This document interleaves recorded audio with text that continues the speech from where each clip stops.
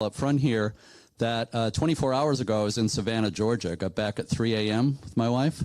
We were there for 5 days, and I was doing lighthouse stuff, interviewing people from my podcast and taking photographs, but we also did a lot of sightseeing, walked around the historic district, and it was a couple of interesting things happened. One is that my wife and I are walking around the historic district, and we'd heard that there were fish downspouts on some of the houses. They're in the form of, you know, those downspouts come down to the ground, so the rain comes out of those. And some of them are in the form of, they look like fish. They're sculpted, they're like cast iron, I guess, and they look like fish. And we're walking around for a while, and I said, you know, we haven't seen any of those fish downspouts yet. The second I said that, there's one right there. And like the next day, my wife said, we're walking around, she said, you know, we only saw that one fish downspout, and the second she said that, there's another one right in front of us. So things like that have been happening to me lately. And just now, as you said, I said, could I have some water? And your daughter walked out with a handful of water the second I said that. Yeah, I'll work on that. But anyway, I want to say, before I start talking about lighthouses, a little bit more about Savannah. I'm sure maybe some of you have been here or know about it, the famous Bonaventure Cemetery in Savannah, which is an amazing place, featured prominently in the book and movie Midnight in the Garden of Good and Evil. And it's got those great oaks with the hanging Spanish moss, you know, very atmospheric, lots of statuary. As you can see there, it's kind of a spooky looking angel there. So really cool place to explore. And we were there for a couple hours yesterday morning. And something interesting happened. We're near this gravestone, F. Wilhelm Groot. And my wife and I are kind of laughing a little bit because if you know Guardians of the Galaxy, you know, I am Groot, you know. Some of you, I'm sure, know that. So we're, laughing a little bit about that.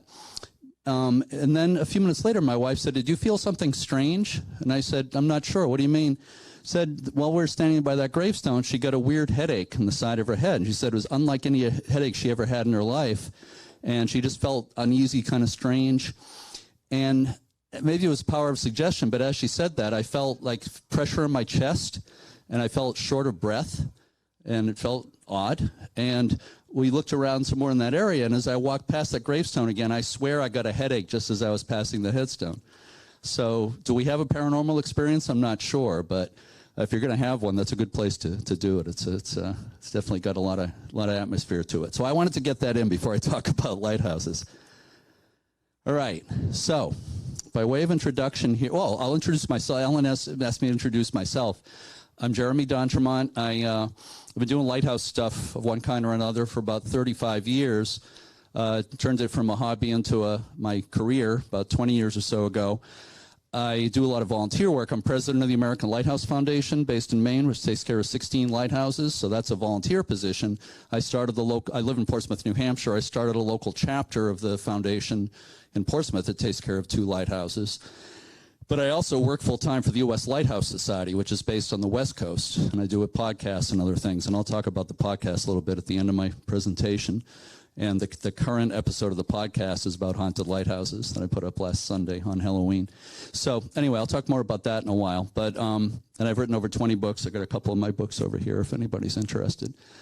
So with that said, by way of introduction to New England's haunted lighthouses, first of all, you know, wherever you go, I find, for the most part, people love lighthouses. I rarely, if ever, have run into somebody who says they hate lighthouses. I think that'd be pretty unusual. And lighthouses are probably the most commonly used symbol or icon in our culture. Positive symbol, symbolizing hope and faith and guidance and strength and steadfastness, all kinds of good things. And that's, appropriate to use that way because lighthouses were built to save life and property. They were built for nothing but good reasons. But that said, I like to say the lighthouses also have a dark side, kind of a slight pun intended there. There's something about a light out in the darkness that I think kind of sparks our imaginations. You know, you look out at night and see a flashing light. You know, it's a lighthouse out on a small island or a rock. Stuff like that. And at least I imagine what was it like to be a lighthouse keeper at a place like that, or a family member of a lighthouse keeper. And there's no doubt that it was a lonely and scary existence. These keepers lived at these places year-round through winter storms and hurricanes and everything else. They were completely devoted to those lights. there are many stories of tragedies at offshore lighthouses. There are a number of keepers who died in storms. There are lighthouses that fell over and everything else. But they, you know, they're out there year-round in all kinds of weather. And I have no doubt that some of the stories we hear about, that, you know, whatever you want to call them, lighthouse ghost stories, some of them can be chalked up to imagination and or exaggeration. You know, if you're out at a lighthouse in a storm, or even just, you know, and it's very windy out, the wind can get in the cracks, maybe around the windows and doors and stuff like that. The wind can make weird noises inside a lighthouse. Birds, seabirds can make weird noises. On the West Coast, you're from the West Coast, sea lions, they're everywhere.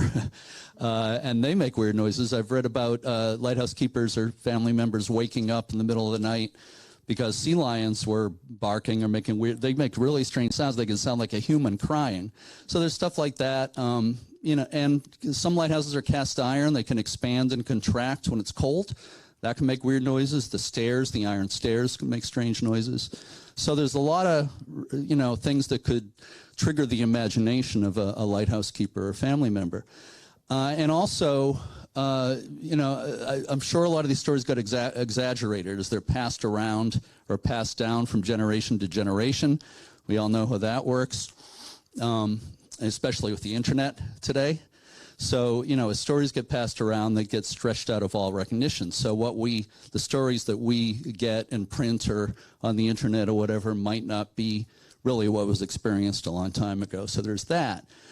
But, and I'm sure not the only person who calls myself an open-minded skeptic. I've heard other people say similar things. That's how I think of myself. I think it's healthy to be skeptical, but I also think it's healthy to be open-minded and not rule things out. And I have been told so many of these stories firsthand by people who have experienced them. And I don't think I'm sure that they weren't crazy or drunk, these people who told me. I mean, maybe an exception or two, but for the most part, you know, these are people who didn't necessarily have an interest in this type of thing. For instance, one time I was talking on the phone with a guy who had been a Coast Guard lighthouse keeper on the northern Maine coast. And we were about to hang up. I was kind of interviewing him over the phone. I was about to hang up, and he said, started laughing, and he said, some people think there are ghosts at the lighthouses. And he laughed, so I thought, well, okay, he doesn't believe in that. But he said one night he was, when he was stationed at this lighthouse called Libby Island, way up off Jonesport, Maine, way up there, up the coast. He was out on the island at night by himself, and he looked over at the lighthouse tower.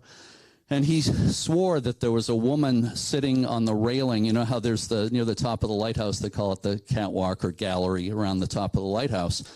He saw a woman sitting there with her legs dangling at the top of the lighthouse, which is crazy because there was no woman on the island. And if there was a woman, you'd have to be crazy to be, you know, sitting on the railing facing out at the top of a tall lighthouse. But he said he looked closely, he was sure he saw a woman, but then suddenly she wasn't there. So this is I didn't ask him for any ghost stories, but he volunteered that. And I've had other experiences like that. So I have to be open-minded about these stories. Again, I've experienced things, and I've been told so many things firsthand, so I know there's something real to a lot of these stories. The dark side of lighthouses, Dark Side of Lighthouses has appealed to many writers and filmmakers over the years. And these are some examples of covers. Stephen King, our most popular writer of horror fiction, featured a lighthouse in Storm of the Century, then the TV miniseries based on that. You know, these are not just ghost stories, but horror stories, science fiction stories have utilized lighthouses. In the upper left, the Foghorn, the Classics Illustrated version there, that was a story by Ray Bradbury, the great science fiction writer. And it was adapted into the movie, The Beast from 20,000 Fathoms. Those of you who are old enough, like me, might remember that movie from the late 50s. And it has a great scene of the sea monster attacking and destroying a lighthouse with a couple of keepers in it. That's one of my favorite lighthouse scenes in a movie. So lighthouses have been an inspiration to a lot of these people, including Edgar Allan Poe. It's not well known, but when Poe died, I believe he was 40 years old when he died, he left behind a notebook with fragmentary notes about a story, for a story about a lighthouse keeper. He was writing about a lighthouse keeper on the coast of England in the late 1700s, at a remote lighthouse on a rock.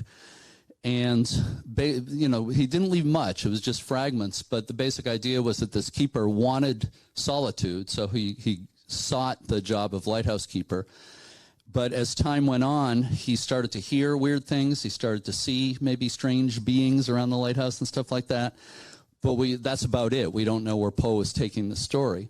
But this editor, Christopher Conlon, about maybe 15 or so years ago, enlisted horror and science fiction writers from around the country and had them take Poe's notes and kind of use his notes as the basis to write their own story around it, or kind of finish his story. And it's a really interesting book, and I recommend it very highly. I wrote an article about it a long time ago. If you do find a used copy of it, I just want to warn you that a couple of the chapters are, let's say, adult. So just be warned if you ever find a copy of it. But I love it. Not that part especially, but I didn't mean to put it that way. I love the whole book. Anyway, I better move on. So this is an early drawing of Boston Light, the first lighthouse on the North American continent. And it's on Little Brewster Island and Outer Boston Harbor. Some of you may be familiar with it. Just celebrated its 300th anniversary a few years ago. And when it went into service in September 1716, again, first lighthouse on the continent, the first keeper that was hired by the colony of Massachusetts was a 43-year-old local man named George Worthylake, and he had a farm on one of the other islands.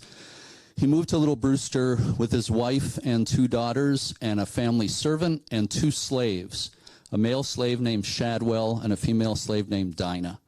We know virtually nothing about the slaves. I wish we knew more. But anyway, so he had miserable luck as a keeper. He had a short, tragic career. First of all, they paid him next to nothing, so he had to do extra things to make a living, to support his family. He would served as a harbor pilot. He would lead vessels, go out in his small boat and lead vessels into Boston Harbor. He was paid extra for that. He, for a while, tried having a flock of sheep. He had 59 sheep, and one day his whole flock of sheep wandered out on a sand spit at low tide off the island. You can guess what happened when the tide came in, sadly. Very sadly for the sheep. That was the end of his flock of sheep. So he had terrible luck. In November 1718, Worthylake was going to go into Boston to pick up his pay. He went with his wife and one of their 2 daughters and the family servant, and that's it. Yeah, his wife, one of the 2 daughters, and the family servant. So they went in on a Sunday. They attended church on Sunday, stayed overnight, and he picked up his pay in Boston on Monday morning, and they were traveling back to the island, probably in a sloop similar to this picture here. They picked up a family friend at one of the other islands, and then they anchored off of Boston Light, and Shadwell, the slave, paddled the canoe out to meet the landing party. 6 people crowded into this canoe. And there was no storm, there were no big waves or anything like that, but as they're paddling back, as Shadwell was paddling back to the island, and the Worthylake's other daughter was watching from the island, the canoe capsized, and all 6 people drowned.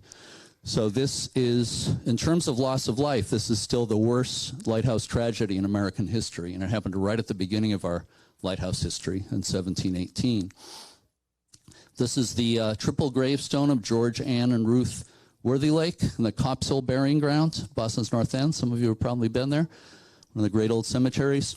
It's got those spooky death's heads they used to use, showing a very stark view of life and death. The young man who created this gravestone subsequently married the Worthylake's surviving daughter. So something good came out of it. Yeah, isn't that amazing? And Cotton Mather, famous minister, preached a sermon about the tragedy. Benjamin Franklin wrote a poem called The Lighthouse Tragedy and sold copies on the streets of Boston. So it was did I say he was 12 years old when he did that? So it was a big deal. It was big front page news of its time. So I'm going to skip ahead in time here to about 1950. There was a woman by the name of Maisie Freeman Anderson, and she was the daughter of a lighthouse keeper in Maine, so she grew up at lighthouses in Maine, and then she married a Coast Guardsman. And for people who don't know, lighthouse keepers were civilians up until 1939, and then the Coast Guard took over management of lighthouses. So after that, there were Coast Guard keepers. So she married this Coast Guardsman who became the keeper at Boston Light around the late 40s. And she later wrote an article for Yankee Magazine about her life at lighthouses. And she said when they were at Boston Light, she said sometimes she would be trying to sleep at night and she would hear a little girl sobbing outside. And she thought that was odd because there was no little girl on the island. And I believe it was on more than one occasion, she didn't just hear the sobbing, she heard this little girl's voice saying over and over again, Shadwell, Shadwell. And at the time, Maisie had no idea what that meant. She didn't know if it's a word or name or what that is. But later when she was doing some research, she found out that that slave who was paddling the canoe was named Shadwell. So it was her feeling that she had actually heard sort of a replay of that event, or heard the daughter of George Worthylake, calling out for help from Shadwell the slave. She also said that she would sometimes be near the boathouse on the island, and she would hear, she said, a man's maniacal laughter coming out of the boathouse, which I have no idea what that might have been about, but that was in the article. I'm going to skip ahead again to the late 80s. I lived in Winthrop for about 15 years. Yeah, yay, Winthrop. And when I was there, I got involved with Friends of the Boston Harbor Islands, and I helped with tours of Boston Light, so I was there a lot in the late 80s. And I got to know this guy, Dennis Dever, who was the Coast Guard's officer in charge at that time. I interviewed him at the top of the lighthouse in the summer of '89. So let me play you a quick clip of that. I'm going to get the water here. Here's a quick clip from Dennis Dever in 1989. It's a nice environment in the evening when the wind's howling, the snow's flying, and the sea's roaring against the rocks outside your window. Just to sit there in the living room, maybe read Edgar Allan Poe's book or something like that. That's what I enjoy doing. Dennis loved being a lighthouse keeper. He loved a good storm out there, and he loved a good ghost story. And he told me some interesting stories. For one thing, he said that sometimes he would be working in the boathouse, you see here. He would have the radio on while he was working. He'd have it on a rock station. And as he was working this, the radio would change itself to a classical station. And he would change it back and vice, it would go back and forth. He had had a running battle with the radio. Also one time, whoops, I thought I had another picture in there. The keeper's house is kind of behind the boathouse in this picture, but the kitchen window in the keeper's house looks straight out at the lighthouse tower. So he was doing the dishes at the sink one day, and he looks out and he said, a man standing in the top of the lighthouse, in the lantern, the very top of the lighthouse. He said it looked like an old-fashioned keeper's uniform. And he thought, well, that's really weird because the only other guy on the island is in the next room, and he checked and he was right there. So Dennis went running over, and he said as he's running over, he could still see somebody up in the lantern room of the lighthouse, and he went up the 76 stairs, and of course nobody was there. And he told me he had no doubt about it. He saw somebody standing up there. I talked to other Coast Guard keepers around that time, and they had weird experiences too. Tools disappearing mysteriously and things sort of rearranging themselves, and they all thought the place was haunted. But they all blamed it on old George, George Worthylake, that first keeper. And it looked like Dennis Dever was going to be the last lighthouse keeper in the country. The light was going to be automated by 1990. They were going to remove the Coast Guard keepers. The legislation was passed, led by Senator Ted Kennedy, to keep a Coast Guard presence on the island. They put money in the budget. So the Coast Guard kept keepers there for some years. And then about 18 years ago, they decided they had other things for their personnel to be doing. So they hired a civilian keeper, this woman, Sally Snowman. She's still there. You know her? Yeah. Okay, yeah, absolutely, yeah, she has spoken in Winthrop, yeah. So Sally's a good friend of mine. She is the only official lighthouse keeper in the United States today, still employed by the federal government. But the lighthouse, first of all, there's no tours the last couple of years because the pier was destroyed in storms. And the lighthouse light station, Boston Light, is going to be up for transfer from the Coast Guard to a new owner. So it may go to a nonprofit or something. Nobody's sure what's going to happen. So everything's up in the air right now. Oh, really?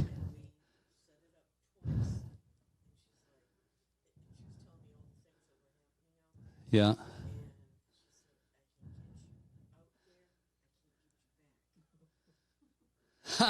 Did you all hear that? Ellen and her team were going to investigate there, but Sally told them, we can get you out there, but we can't get you back, or we can't promise we can get you back. Yeah, it's tricky to get on and off of there, especially the last couple of years.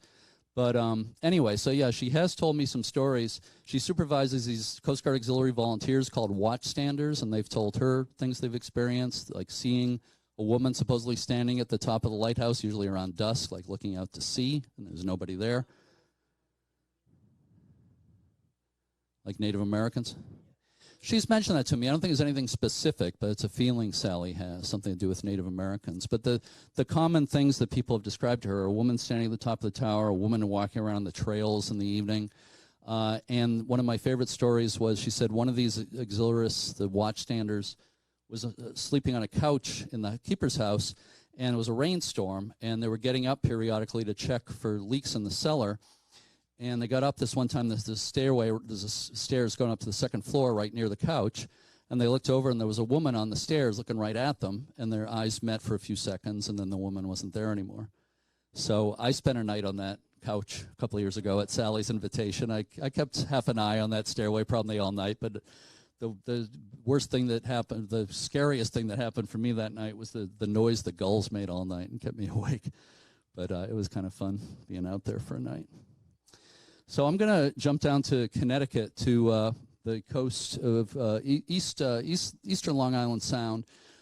This is New Orleans and Ledge Light, which I think is one of the most amazing lighthouses in the country architecturally. It looks like a mansion, a brick mansion out there at the mouth of the Thames River. They pronounce it Thames in Connecticut, not Thames. And it was built in 1909. And they say it was built in such a beautiful style because they were building so many beautiful homes on shore at that time. So they decided to build a really beautiful lighthouse there. This has probably the most famous lighthouse ghost story of any lighthouse in New England, maybe in the country. Story of Ernie, the ghost. You know the story of Ernie? So I'm going to tell you the story. I'll show you an old postcard here. I'll tell you the story as it's usually told. It's one of those they say stories as far as the sort of backstory to explain the weird things that people have experienced. But I'll tell you the story like it's usually told. They say that in the 1930s, there was a keeper living there named Ernie, and they say that Ernie's wife became very bored. One day, Ernie was away getting supplies. For a few hours, he came back and went into the lighthouse, and there was a note from his wife saying that she had run away with the captain of the Block Island Ferry that goes by there a couple of times a day. So there's variations in the story. Some versions say that he went to the roof of the lighthouse and jumped off to his death. Some versions say he got drunk and fell off the roof to his death. Some versions say that he left a note behind and said that because of what his wife had done, he would haunt the place forever. So, I'll get back into whether that's a true story or not, but people have experienced lots of strange things there. There are a number of newspaper articles during the Coast Guard era of Coast Guard crews saying that the light would behave strangely, the navigational light in the lighthouse would go on and off for no reason. The foghorn would turn on and off for no reason by itself. Their TV would turn on and off, and so forth. And one of the articles said the furniture rearranged itself. I wasn't there, so I can't I can't verify that. But just all kinds of reports of odd things out there. So a number of the TV shows, the paranormal investigation shows, have been out there. Ghost Hunters, for one, Most Haunted.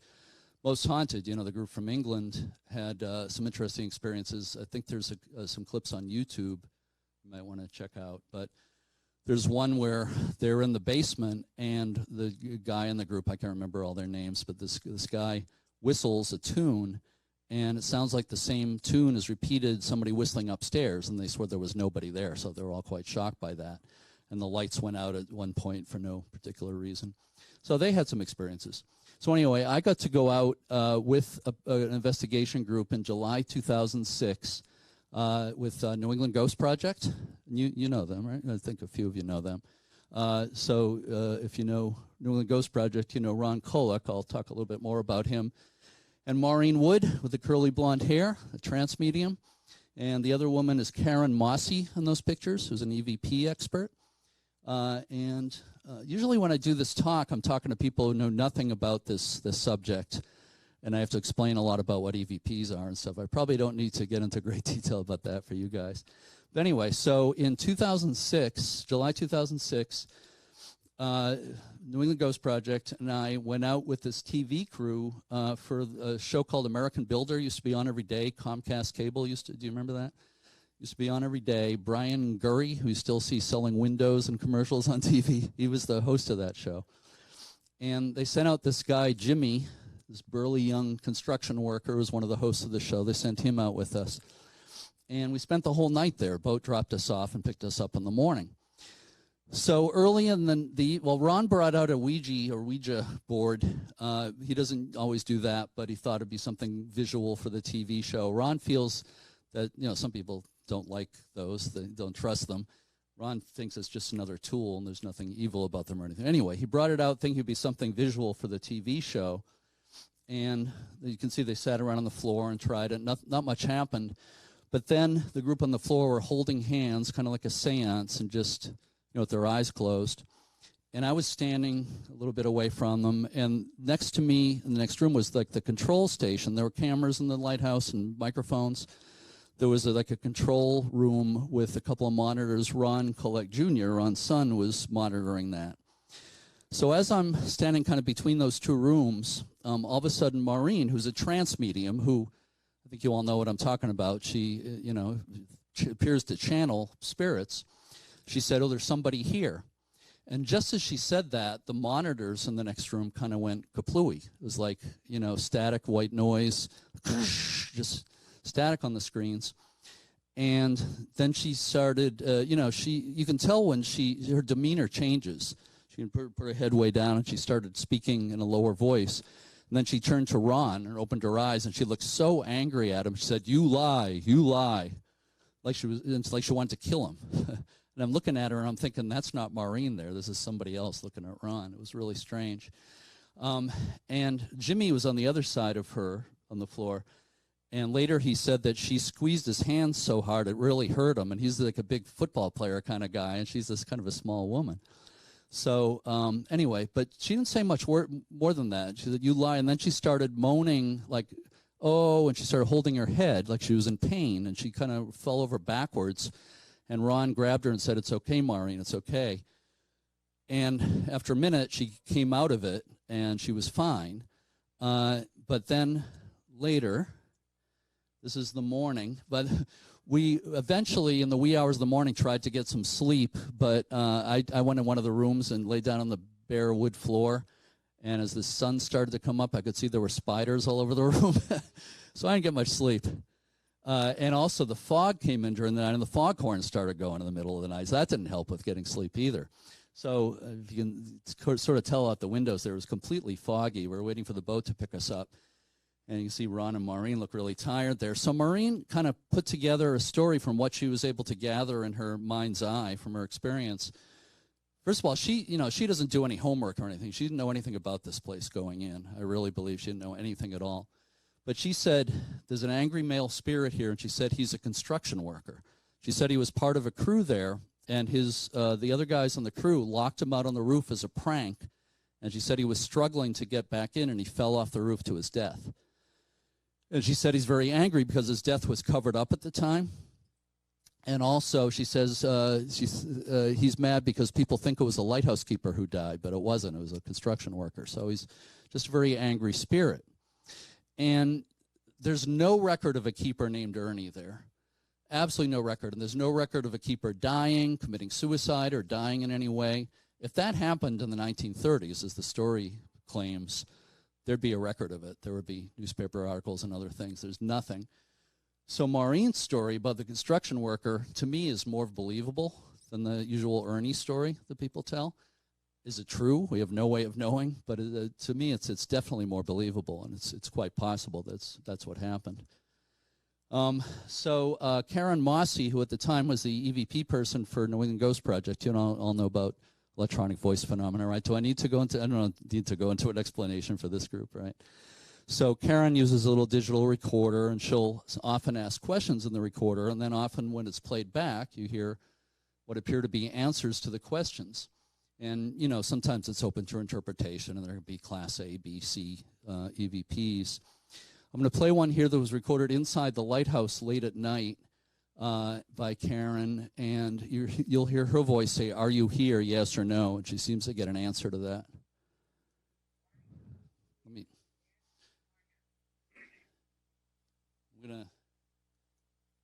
I'm going to play that again, and I'll hold the mic to the speaker. Are you here? Yes or no? Did you hear that? Yeah. So that's not a super dramatic one, but it sure sounds like yes to me. Pretty emphatic yes, I would say. And then this one's really interesting. She recorded this about 2 a.m. At the top of the stairs here on the deck, the foundation of the lighthouse. And it was in the same area where another paranormal researcher, I think her name is Christine Krasinski. I don't know if that means anything to anybody, but she was there quite a few years before. I think it was back in the late 80s. And she took a picture of what she said was like ectoplasm, like a cloud around that area.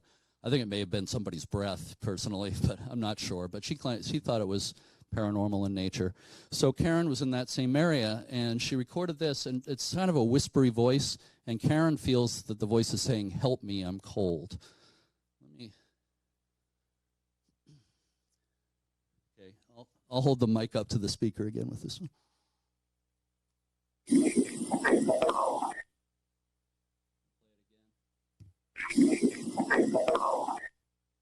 you hear that pretty well? Yeah, that's pretty distinct, and I think especially the "I'm cold" part is pretty distinct. So there are people who believe that they don't necessarily believe in the Ernie story, but some people think, or they say that there was a sailboat wreck near the lighthouse at some point early in its history, and that a family died there. And some versions say that a woman survived and swam to the lighthouse, but that for some reason she haunts the place. So, but I don't know. There's no record of anything like that either, so I don't know the explanation. There's Ernie. The lighthouse is now owned by the New London Maritime Society, and they've put exhibits inside, and they give tours sometimes. And if you're going by in a boat and you see Ernie looking out the window, that's the guy you're seeing right there. That's the actual photograph of rare photograph of Ernie there. All right, I'm going to jump up to Midcoast, Maine, and this lighthouse, Owl's Head, I think it's one of the prettiest lighthouses in New England, especially from the water. I love that view. It's at the entrance to Rockland Harbor off of Penobscot Bay in Midcoast, Maine, and it goes back almost 200 years. The lighthouse was rebuilt in 1852, and it's just a short little brick tower, but it's 100 feet above the water, so it's on that high bluff. And really pretty, and it's been called the most haunted lighthouse in the country by Coastal Living magazine. A lot of lighthouses have been called that at one time or another, so I don't, that's open to opinion. But it has been called that, and it has a lot of stories, and I've been told a lot of stories firsthand about this place. You can see in this picture the keeper's house and the walkway and stairs that go up to the lighthouse. By the way, early in its history, it didn't have that, and one of the keeper's wives was blown by a gust of wind right down the hill and almost went in the water, just barely caught herself before she went into Penobscot Bay. A lot of the stories of this lighthouse seem to point to the idea that a lighthouse keeper of the past is still keeping watch, who's not alive anymore. I'm not saying that this guy haunts the place, but that's George Woodward, who was a keeper there in the 1940s, just showing him as an example of a keeper there. One of the first times I was ever there was in the late 80s, and believe it or not, this is me right here in circa 1989, and the guy I'm with there is Malcolm or Mac Rouse, who was the last Coast Guard keeper of that light. When I went there, they were in the process of automating it, so he left a short time after that. And he told me, again, I didn't ask him about this, but he said, the place is haunted, right? He said that his young son repeatedly saw what he described as an old woman sitting in the kitchen, and there was no old woman there. His wife, I'm not sure exactly what she saw, but I know Mac's wife had experiences too. I believe she saw some kind of figure in the keeper's house.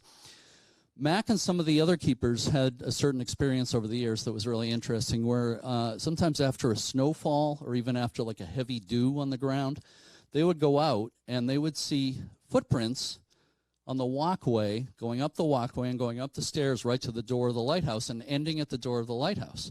And the footprints didn't come across the grounds or anything. They just started on the walkway and ended at the door, which doesn't make any sense. But that's what they experienced a number of times. Yeah. Fresnel lens? Yeah. Yeah, I'll say more about that in a second. But yeah, I'll get to them in a minute, but I want to tell you that after I talked to Mac Rouse, I talked to a guy named John Norton who had been there in the early 80s, John Norton told me that he was once lying in the his second floor bedroom, and he told me he was absolutely awake. He knew he wasn't asleep or dreaming or anything, wide awake, he said. And he looked up and he saw the face of an old man looking at him in the room. And he said, I believe he put a light on and it disappeared. And he, again, this was a very kind of gruff Mainer who wasn't just going to make things like that up. After him, there was a couple named German, Germann, Andy and Denise German. And they had a number of experiences, but especially there's a great one. One night, they were going to bed, but Andy realized he had to do something outside, so he left the bedroom, left Denise there. And while he was gone, Denise saw what appeared to be the indentation of a person moving around in the bed next to her. And like it was somebody there, but there wasn't. And, you know, I don't get scared by this stuff. That particular one kind of creeps me out a little bit. I think I don't know how I'd react to that. But anyway, so she saw it looked like a person moving around. Later, her husband said that when he went out in the hall, he saw what appeared to be a gray, I think he described it as a gray, smoky figure move from the hall through the wall, like into the bedroom. And the timing of that seemed to coincide, you know, with what she experienced. So when they were leaving, the next family coming in were this family, the Grahams, Gerard Graham and his wife Debbie and their little daughter Claire. And the Germans told them the place is haunted, and they said especially this one bedroom on the second floor. And they said that you don't want to use that bedroom. It's the most haunted part of the house. The Grahams laughed. They thought that was hilarious, and they made that their daughter Claire's bedroom. So for the 2 years they lived there, that was Claire's bedroom. And she had a friend, I always want to say imaginary friend, but I don't think it was imaginary, that she described as an old sea captain. Is that the computer here making that noise? Or? Okay. Well, anyway, so the entire time they lived there, she had this friend she said was an old sea captain. And one night about 11 o'clock, the Grahams were sleeping, or trying to sleep. Or they were asleep, I think. And Claire came in. She was 3 years old at the time, and she woke them up. And she said, "Fog's coming in, time to put the horn on." And they thought that's really weird because they never talked about anything like that in front of her. So they decided that the sea captain must have told her. So, again, you know, the sea captain was her friend the whole time there. I was contacted by Debbie years later, and she wrote a lot about living there, and she said, you know the place is haunted, right? Told me that story. So that is, yeah, they're in the top of the lighthouse here, the lantern room, and that is a Fresnel lens, Fresnel. I don't want to get deeply into that because this is supposed to be not just a general talk about lighthouses, but but they're gorgeous. I call them works of functional art. You know, and they're mostly made in France in the 1800s, invented in France in 1822, named for Augustin Fresnel, who invented them. You know, the prism served to magnify and focus the light onto a powerful beam. So they're just gorgeous, and I could talk more about them, but I love them. And there's only in Maine there are 66 lighthouses. Only 8 of them still have their beautiful classical lenses. So they, you know, most of them have been removed and replaced by LEDs and other modern lights. Sadly, some of them are in museums. But, oh, wait a minute, let's see, where did I leave off? Okay, the Grahams. Yeah, that's about it. As far as stories that people have experienced there, my friend Bob Trapani and his wife Ann work in the offices in the house there. It is now the headquarters of the American Lighthouse Foundation. Bob is the director, Ann is associate director and manages the gift shop. And they're very skeptical. They think it's all ridiculous, anything like this. And they have had no experiences, or at least they say they've had no experiences. But they're only there during the day, and a lot of these people, you know, have some of these experiences at night. I know they don't have to be at night. It can be any time. But anyway, so the Trapanis haven't experienced anything. So this was taken during the production of a Travel Channel documentary, Haunted Lighthouses of America, about 20 years ago. I think it was in 2002. And I was in it. I was interviewed for it. And so I recommended they shoot at Owl's Head, which they did. And that's not me in this picture, wearing the old-fashioned lighthouse keeper's uniform there. At the time, there was no keeper anymore, but there was a Coast Guard officer and his family living in the keeper's house there. So the officer himself wasn't there that night when they were shooting, but his wife was there, and she believed the place was haunted. She had seen swirling lights in the bedroom upstairs, multiple times at night for no, light coming from no source, she said. And that's her father.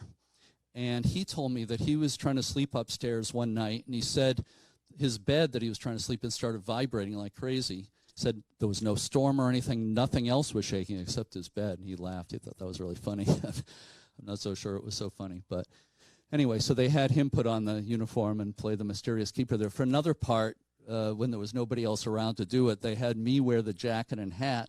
And if you ever see the show, there's a shot where you see the mysterious keeper looking out to sea from the top of the lighthouse. So that's me.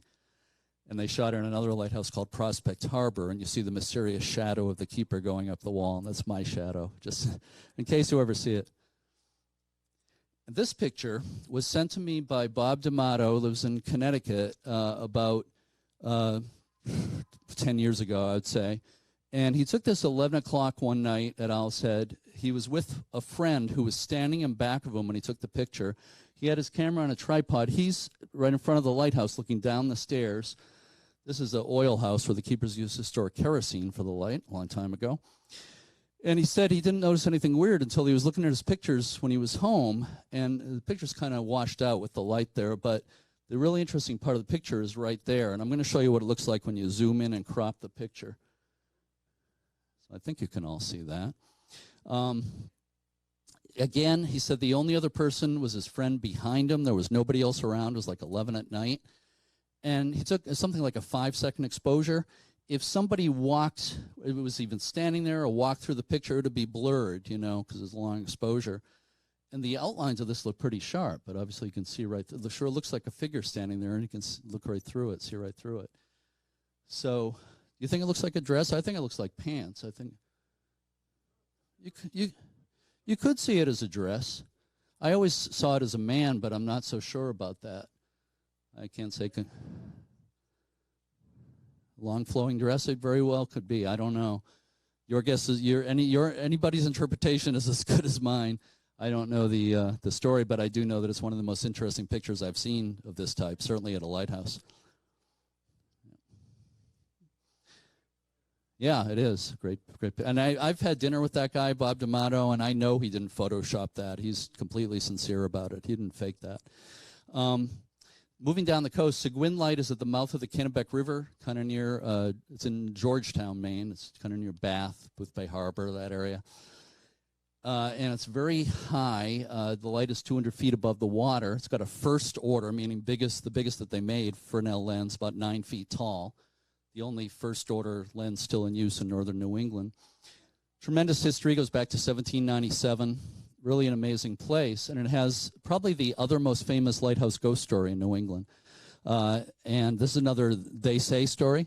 So they say in the mid-1800s there was a keeper living there.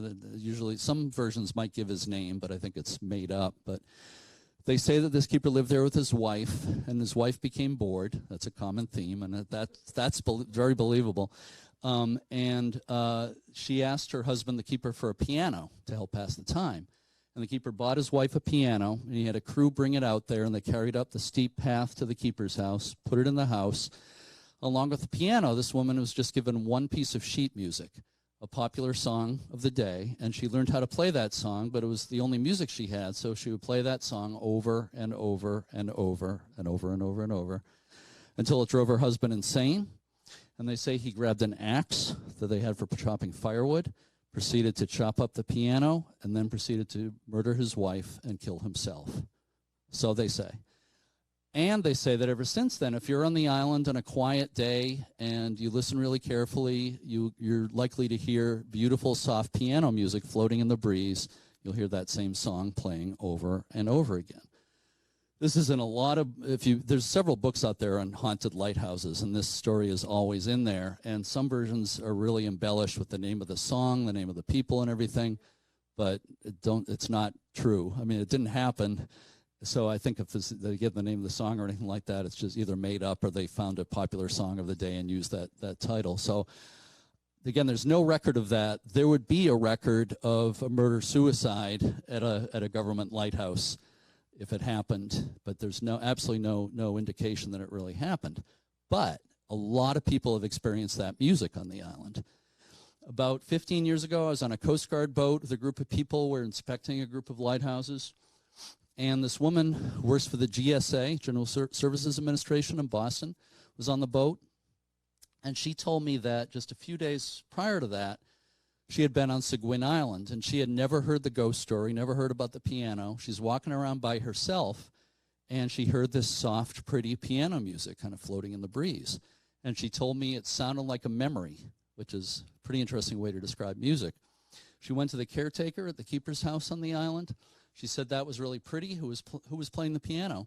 And he said, there's no piano here, and nobody was playing any music, so you must have heard the ghost.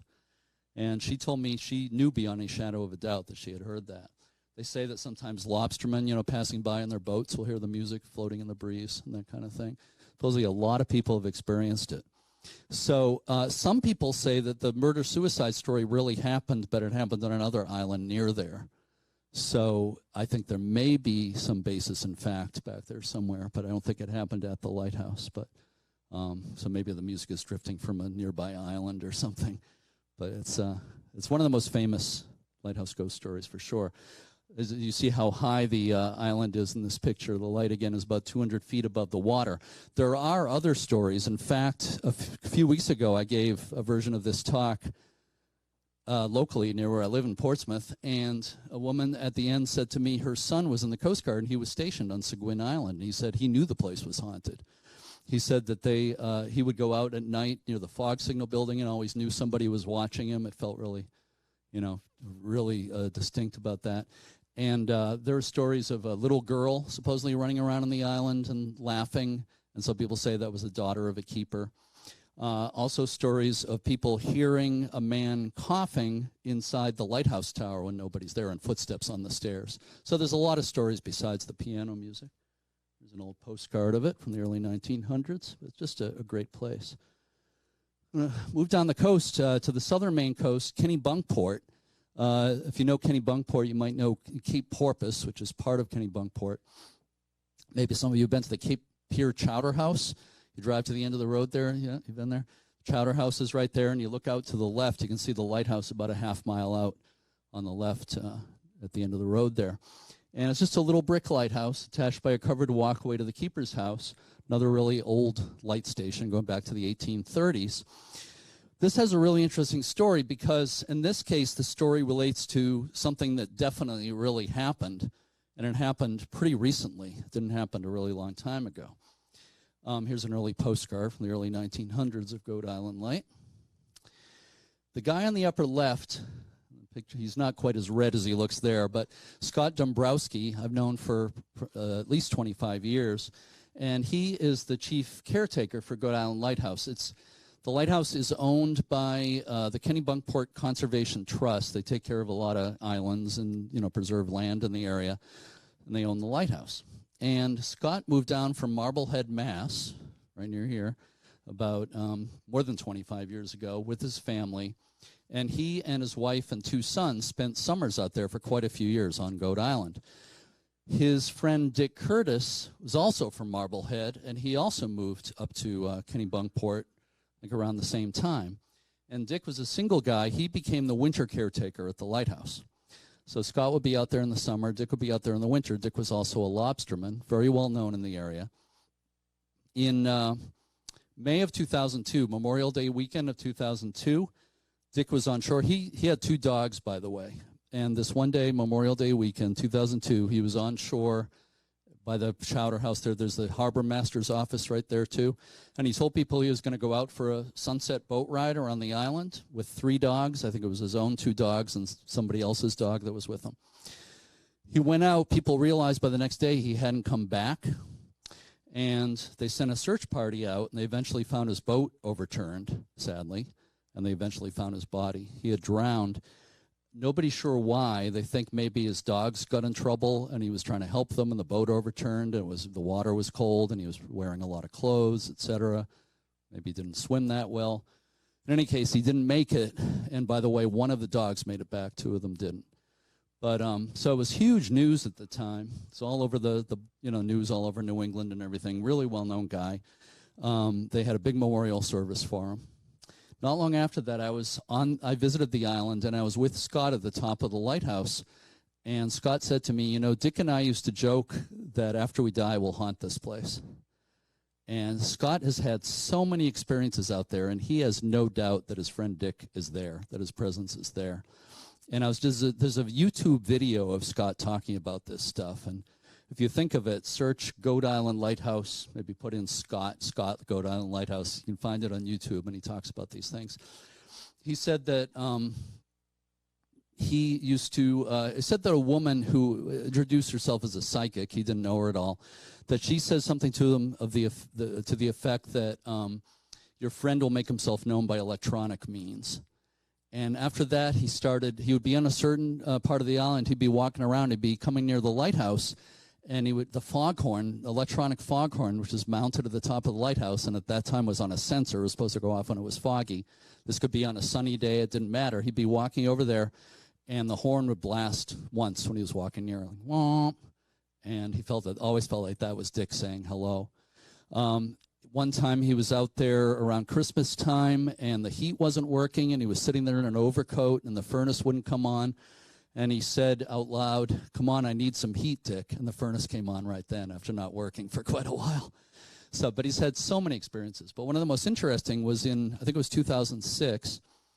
You might know that the Bush family has a place there, Walker's Point in Kennebunkport, and you can actually see Goat Island from Walker's Point and vice versa. It was the long-time summer home of George H.W. Bush and his wife Barbara. And in 2006, George W., the son, when he was president, George W. Bush was at Walker's Point, and he was having like a mini summit meeting with Vladimir Putin from Russia at Walker's Point. And Scott knew about this, so he decided to fly the Russian flag on Goat Island next to the American flag as a way of greeting them and saying, we should work together. And he said he had a hard time getting the Russian flag the way he wanted it, getting the two flags next to each other, and he finally got it right. And he came down from the lighthouse, and he said out loud, "How do you like that, Dick?" And he said the second he said that, the horn started blasting, and it wouldn't stop. And he said the horn never worked right after that. And the Coast Guard, after like 2 years of the horn not working right, had to replace all the equipment. And that's when it started malfunctioning right then. But he did find out that both father and son Presidents Bush and Vladimir Putin came out and saw that and loved it. And the word got out that that George W. told Putin, "See, the people want us to work together," that kind of thing. So that was pretty cool. But there is a little monument to Dick Curtis there. And I'll just mention, I won't get deeply into it, but I was out there overnight with New England Ghost Project. I don't know if any of you know, do you know Leslie Marden, Ellen? Psychic medium who lives in, I forget what town in New Hampshire. She wrote her autobiography called Medium Rare, one of my favorite titles. But she's pretty amazing, and she was there with us. And she, in the keeper's house, picked up a pair of binoculars. She knew nothing about the place. She was very adamant about, don't tell me anything. She didn't want to know anything. Ron Kolek took her out there, but didn't even tell her where they were going. She picked up this pair of binoculars. She was like clutching it, and she said, these belong to somebody really important here. And she described a tall man with a mustache. She described Dick Curtis perfectly. And we were upstairs, and in the bedroom that had been Dick's, and Scott was up there with us. And all of a sudden, Leslie said to Scott, "Oh, we're talking about your friend Dickie, aren't we?" Nobody has said a name up to then. But, all of a sudden she realized that it was childhood friends of Scott's, where they had grown up together. And she said, "Oh, is your friend Dickie we're talking about, right?" And he said, "Yeah, how'd you know that?" So anyway, she said he's here. She said he's very much here. So, all right, one more lighthouse I want to tell you about. And this is my home base. I live in Portsmouth, New Hampshire. Believe me, I'm just scratching the surface here. If you dig deep enough, almost every lighthouse has at least one story, along these lines. There's so many of them. This lighthouse is in Newcastle, New Hampshire, little town. It's basically an island connected by 2 bridges to Portsmouth, 1 square mile. And it's in an area of Newcastle called Fort Point, because there's been a fort there for 400 years. Yeah, this is the Civil War era wall of Fort Constitution. The lighthouse light station celebrated its 250th anniversary this year. First lighthouse established there in 1771. It was the first lighthouse north of Boston, so it's got tremendous history, the fort and the lighthouse. It was rebuilt twice. The cast iron lighthouse you see here was 1878. This was the keeper's house for a long time. Keepers and families lived there, always just one keeper with their family, little oil house for storing kerosene. So that's I've spent a lot of time there in the last 20 years. I started the group, the Friends group that takes care of it. I want to tell you a little bit about Joshua Card. He was the longest serving keeper at Portsmouth Harbor Light. He was there 35 years. He was a local man from Newcastle. Went to sea when he was 12, which was common in those days. He was born in 1822. And he eventually became keeper at Portsmouth Harbor Light in 1874 when he was in his early 50s. And he was considered a really competent keeper. The government trusted his opinion on a lot of things. They sought out his opinion, that kind of thing. And they say that he knew all the local history, loved to show people around. If people were visiting and they wanted a tour of the lighthouse, if he wasn't busy with other things, he would show them around. And they say that sometimes they would ask him, what's that K on your uniform stand for? On the lapels, you can't really see it, what that was there, but it was the letter K on the lapels. And if they asked him what it stood for, he'd always say, why, Captain, of course. So I think he knew how to spell. I think he was a wise guy. I also think he liked being called Captain. You know, it was like a sign of respect. So people would know him as Captain Card. Lighthouse keepers were called Captain a lot in general. So that's an important part of the story. I'm going to come back to this, but I had to tell you that to set something up in a few minutes. And I want to tell you about Elson and Connie Small. They came to Portsmouth Harbor Light in 1946, left in 1948, so they're only there a couple of years, but it was the end of 28 years at lighthouses. And Connie later, when she was 85 years old, wrote a great book called The Lighthouse Keeper's Wife. It's a classic, about one of the best books about living at lighthouses. And so these pictures are in the 40s. And here's Connie when she was 101, and we gave her a certificate as our honorary chairperson of Friends of Portsmouth Harbor Lighthouse. That's me, and Joanne and Paul, two of our board members. Connie was just a cheerful person, very optimistic, loved knowing that people were taking care of lighthouses. And it was just a joy to know her. We called her our guiding light in that certificate. She was just an amazing person. She lived to be 103. She passed away in early 2005 and 103. So I'm going to refer back to her in a couple of minutes too, but I wanted to set that up. So I started the group for Portsmouth Harbor Lighthouse in 2001, and it's on a Coast Guard station. It's on an active Coast Guard Station Portsmouth Harbor in Newcastle. And so there's always some personnel there 24 hours a day.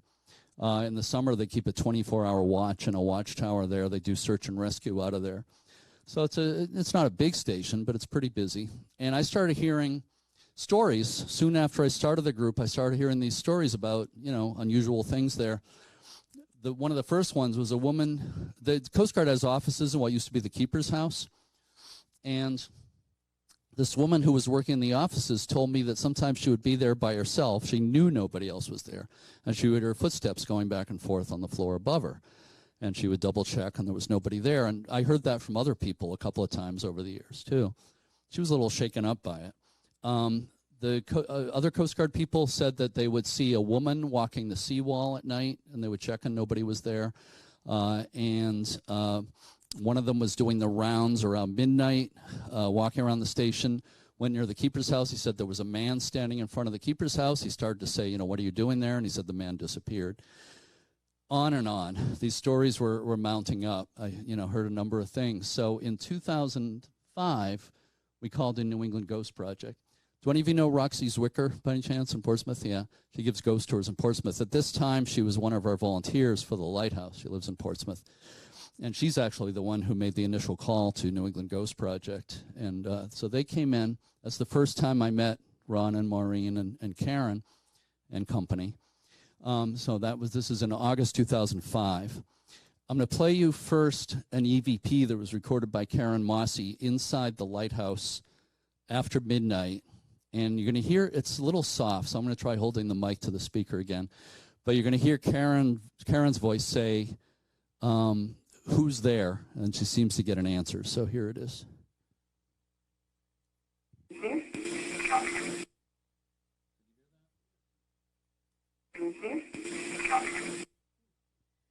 It's not super distinct, but she feels it's saying captain. To me, it kind of sounds, it's kind of fast. It's like, to me, it sounds like the captain, like that. One thing that's interesting is that EVP and a number of other EVPs that have been recorded there sound kind of like an older, gruff kind of male voice. And I heard an audible voice in the lighthouse one time. About 15 years ago, I was giving a tour for a young couple. We're standing in what we call the watch room at the top of the stairs. Then you've got a ladder going up into the lantern room where the lens is. So I'm leaning against the ladder. I'm talking to this couple at like 2 in the afternoon. And as I'm talking, I hear, hello, like that. And I stopped and I said, did you hear something? The guy said, yeah, I heard a man say hello. His wife didn't hear anything. We looked around. There was nobody in the lighthouse. There was nobody anywhere near the lighthouse. I'm positive of it. Not too long after that, we had a Christmas event there. My wife was there by herself taking Christmas decorations down from like a porthole, like here. And as she's doing that, she said it sounded like a man was like right behind her, right in her ear. And she couldn't make it out. It was like really fast, like, something really quick. And she said she turned around and said, may I help you? Because she thought somebody was right there. And there was nobody there, and she checked around. There was nobody in sight. One of our volunteers, Ross, was up painting in the lantern room one day by himself and had headphones on, and he was listening to music. And he thought he heard something, so he took the headphones off, and he heard, what are you doing? So he was very skeptical before that, but he looked around, nobody in sight, decided to pack up the paint, go home at that point. But there's been a lot of other experiences, things like, a number of people hearing footsteps on the stairs. Some of you may have seen the Ghost Hunter show. They came in 2007. I was the client in that show. And they heard footsteps on the stairs, and a number of other things happened in that show. So there's a lot of stuff has happened there. And I'm going to get back to something involving Maureen Wood in a minute. But I'll play you a couple more EVPs. This was recorded later, not that first investigation. We've done a few investigations. We've had public events there as well late at night. This was recorded by Ron Kolek. He's on the balcony about 2 a.m. And you're going to hear his voice first say, do you like us being here? And he gets a response. So this one's pretty loud. Should be able to hear it. You like us being here? Sure sounds like yes to me. I've had people hear that and say it sounded like no, but I don't hear that at all. All I hear is yes. And again, it's that kind of gruff male voice. And this is Jim Stonier, who's now the EVP person for New England Ghost Project. It was recorded seconds after the one you just heard. You're going to hear Jim's voice say, I think you should check the light, and he gets a response to that.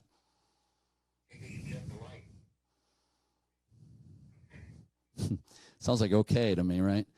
That always strikes me funny because there's like a pause there. I think you should check the light. Pause. Okay. I always picture Joshua Card like maybe he's napping or he's asleep and somebody wakes him up. You got to check the light. Okay. You should check the light. I think this is going to play one more time. You should check the light. All right. All right, I want to play you an EVP that was recorded by another paranormal group, Sauhegan Paranormal out of Nashua, New Hampshire. I don't know if you know them. They don't exist as a group anymore. But anyway, they were there a couple of times. So this is August 2010. You're going to hear a group talking in the second floor of the keeper's house, including me. And I think there were 3 women. We're sitting around. It's like 11 at night. And one of them heard something weird. You'll hear people say, another one is saying it was my camera that you heard. And she says, no, and you're going to hear me say, I scratch my head. Is that what you heard? Right after I say that, there's a weird high-pitched voice, and well, let me go ahead and play it. What was that noise? I heard it. No, it didn't come from your camera. I scratched my head. Didn't hear that. No, that's right. It was more like a high pitch. Did you hear when the high pitch noise when it shuts? Here, I'll play it for you. Could you hear that? It almost sounds like a cat, but it wasn't. It wasn't heard audibly at the time. I was there. I know it wasn't heard until we listened to the recording. And it did sound like Mary, Mary. We're not sure what it means, but I'll tell you that there was a keeper named Leander White who died in the keeper's house there early in the 1900s. His daughter, Mary, was married to Henry Cuskley, the next keeper. So So Henry and Mary Cuskley lived there for 26 years. He was the keeper for 26 years. Mary's mother, Elizabeth, the widow of Leander White, the keeper who had died in the house, Elizabeth stayed living in the house for a few more years until she died in the house also. So some have speculated that Mary is Elizabeth White calling out to her daughter, Mary. Of course, Mary's a really common name. We've also had several people, including Maureen Wood and Leslie Martin, the two mediums, separately, without knowing, the second one not knowing about the first one, and at least one other woman who said she was sensitive. All of them felt that there was a young woman spirit, like gardening outside the house. And Leslie felt her name was Mary Catherine. So that may relate to that too. So I'm almost done here, but I want to say a little bit about Fort Constitution, the fort next to the lighthouse. The inner walls of the fort, these walls here, are from 1808, more than 200 years old. And there was never a real battle at the fort where people died or anything like that. But there was an explosion in the fort just after it was rebuilt in July 1809. They were having a 4th of July celebration, and there was a captain's house. The commander of the fort had a house inside the fort. They had a fiddle player playing. The public was coming in, and soldiers were going to fire a salute with a cannon as part of the 4th of July celebration. They went to get powder out of the powder magazine, realized it was damp, put it out on the ground, one side of the fort to dry in the sun.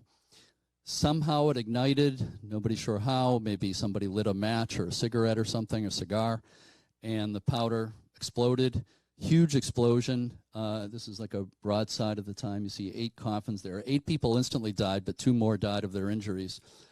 Possibly 11, because it was all males, the names that were recorded, but it was said that a woman was seen standing on the top of the wall near the explosion. And after the explosion, she was never seen again except for a small piece of her clothing. So I think she can be called the 11th victim. Several of the ones who died were children. A few of them were soldiers, but the majority were civilians.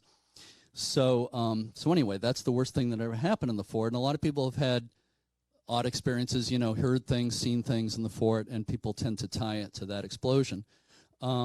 These pictures were taken during our first ever nighttime event in 2006. We had the public on there. These were taken by a woman named Veronica Pollock with a little point-and-shoot digital camera, and I was right near her when she took the pictures, and she showed them to me in the viewfinder, and she was really quite surprised at what she got. So this is inside the fort looking out towards the Coast Guard station. It was completely dark and quiet out on the Coast Guard station, no lights, nothing going on at all, and that's what she got in these pictures. And, your explanations are at least as good as mine, probably better. It almost looks like a greenish mist or light, rushing through the entryway to the fort there. And then you got these weird lines. And it's just, they're not long exposures or anything. You just pointed and clicked it looking in that direction. So really, really interesting. By the way, one of these was shown in the Ghost Hunters show when they spent some time there. And they had Veronica talking about them, but they had her talking about the wrong picture. They showed, so it didn't really make any sense. If you ever see the show, she's talking about the other picture, and they show the wrong one. And this is another investigation by Sauhegan Paranormal in August 2011. This is very late at night. Well, I guess it was 9:50, 21:50. So not super late. But anyway, this woman was standing in the middle of the grounds of the fort, and she said, "I feel something on the back of my neck." And that's actually pretty common there. A lot of people have said they felt like a hand or something pressing the back of their neck in the fort. It's one of the most common things. And seconds after she said, "I feel something in the back of my neck," a guy snapped this picture. And it looks like a blob of light there. It looks like something sticking out of that blob of light, like it's against her neck. That's what it looks like to me. And so I think that's pretty interesting. That was taken right after she said that. I was showing this once in front of a group, and there was a guy from England, I'm trying to think of his name, a paranormal researcher. He wrote a book, Phone Calls from the Dead. I don't know if any of you know who I'm talking about, but I can't quite think of his name right now. But anyway, he looked at this picture, and he said, "Wait a minute, hold it there." And he got up, and he looked really closely, and he said, "That's a moth." He said a moth flew in front of the camera lens when that picture was taken, and that's what caused that. And my thought was, well, okay, maybe, but if she said something's touching the back of my neck, somebody snapped that picture and a moth happened to fly into the picture at that moment and cause that image where it looks like somebody's touching the back of her neck, isn't that in itself incredible? So no matter how you look at it, it's a pretty amazing picture. Right, you're absolutely right, Ellen. It doesn't look like anything's moving there. It looks pretty sharp. So anyway, I think it's pretty interesting. So one final story here. I talked a few minutes ago about Connie Small, who lived there with her husband Elson in the 1940s. She later wrote the book, The Lighthouse Keeper's Wife. Her husband died way back in 1960, but she had a long career as a writer and a lecturer after that. And as I said, she's holding the certificate here we gave her when she was 101, and she passed away in early 2005 at 103. 6 months later, that was February 2005, she died. 6 months later, New England Ghost Project did the first ever investigation of Portsmouth Harbor Light. About 12:30 a.m., a bunch of us are up on the second floor of the keeper's house, and we're crowded into like a little kitchen area. And Maureen Wood, the trance medium, was standing there, and she was saying, oh, there's a woman here. I think it may be a wife of a keeper or something like that. But then she said, oh, wait a minute, there's somebody stronger. And then she appeared to, she like closed her eyes and looked like she was really channeling something. And she started speaking in an old woman's voice. And very haltingly, she said, I want to thank someone. Ron Kolick was standing next to her, and he said, oh, is it me? And she said, no. And he said, something like, be that way, or something. He said, is it Jeremy? And she said, yes. And she repeated a couple of times, I want to thank you. I want to thank you for the gift, she said. I had given her some gifts, including the certificate there, but I had given her a couple other gifts as well. And as I'm hearing Maureen saying that, I'm thinking to myself, it sounds like Connie, but I thought, well, that's ridiculous. I was new to a lot of this stuff, and, it was like push and pull, I'm thinking that's ridiculous. It's not Connie, it's Maureen talking. But it sounded like Connie, and it felt like Connie talking to me. So she didn't say much more than that. I want to thank you. I want to thank you for the gift. And after a couple of minutes, Maureen fell like a ton of bricks on the floor. Maybe some of you have seen this with mediums before, but Maureen almost always does that, where she'll channel for it might just be a minute or two, and then she'll fall down. And Ron's feeling is that there's a moment there when like nobody's in charge, where the spirit leaves before Maureen's kind of back in charge of her own body. So she went boom on the floor, and they helped her up, and she was okay. They helped her downstairs. I stayed on the second floor a little bit longer. And a few minutes later, Roxy Zwicker, who I mentioned earlier, who was there that night, came back upstairs, and she was kind of shaken up. And she said, you won't believe what Maureen just said to me. Maureen said to Roxy, Connie wants to thank you for the big pink flowers. Now, at Connie's funeral 6 months earlier, it was in a small church. I was there. Roxy and her husband, Ken, were there. I had left the church. Roxy and Ken were the last ones out of the church. Roxy had a bouquet of pink tulips. There was an open casket in the front of the church. She went up, and the minister said, if you want to put the flowers in the casket, go ahead and do that. Roxy put the flowers in the casket, the pink tulips. Nobody else knew it but the minister and Roxy and her husband. 6 months later, Maureen Wood, who never heard of any of us, didn't know anything about the place, never heard of Connie Small before that night, out of the blue said to Roxy, Connie wants to thank you for the big pink flowers. That was pretty interesting. So I felt, the part of me always wants to rationalize it, like there's some other explanation, but I definitely had my mind opened that night. I think it's human nature to try to rationalize these things, but she was a sweetheart. Yeah, she was. That's a good word for it. Yeah, she was. She was very grateful for everything we were doing. So I just want to mention my podcast, which is called Lighthearted. And I've done about 160 episodes in the last 2.5 years for the U.S. Lighthouse Society. Release the new episodes on Sunday. Sometimes there are extra ones. Just did a 3-part one with a former lighthouse keeper in Ireland who's just absolutely amazing. He wrote a wonderful book about his experiences. And the last episode I posted on Halloween was to chat with Ron Kolick about the lighthouse investigations we've done together. So that was fun. So anyway, you might want to check it out. If you have a podcast app, you can find it by searching for Lighthearted, or you can get it on Spotify, Apple Podcasts, a lot of different websites and so forth. And here's some websites. My own website is newenglandlighthouses.net, history of New England lighthouses, how to visit them and so forth. I don't have any. I've written over 20 books, but I haven't written any books specifically on lighthouse ghost stories. But they're woven in a lot of the things I've written, and also on my website. American Lighthouse Foundation, Friends of Portsmouth Harbor Lighthouse is a chapter of the American Lighthouse Foundation. U.S. Lighthouse Society, actually work full time for the society. And you might want to check out New England Ghost Project. And of course, Ron and company have a lot of events, especially in the Halloween season. So that's about it. I don't know if, can I ask if people have questions? Is that, yeah, anybody have any? I'm sorry? Oh, I thought somebody in here was talking to me. I'm hearing voices. Does anybody have any questions or anything? No? Well, thank you so much.